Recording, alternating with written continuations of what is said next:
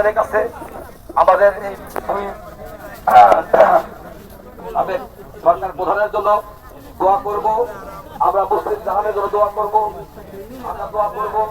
আমার বাবা মার জন্য, আমাদের সকলের বাবা মার জন্য আমরা দোয়া করব,